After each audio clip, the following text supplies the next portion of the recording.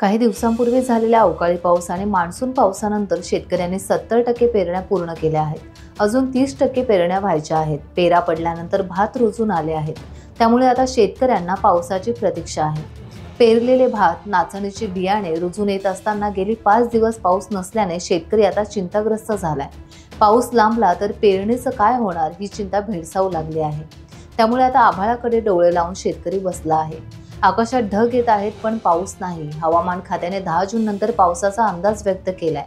त्यामुळे काही भागात दुबार पेरणीचं संकट आणि लावणीसाठी दाट तुटवडा भासू शकतो, अशी चिंता ग्रामीण भागातून आता व्यक्त केली जात आहे.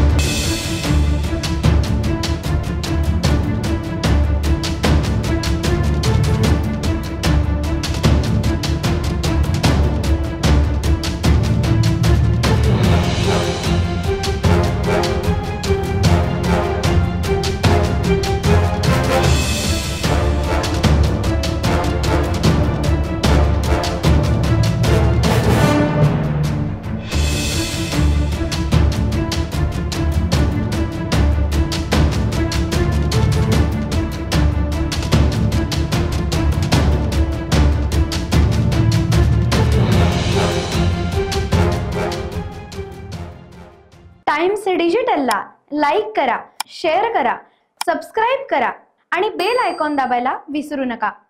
Times digital.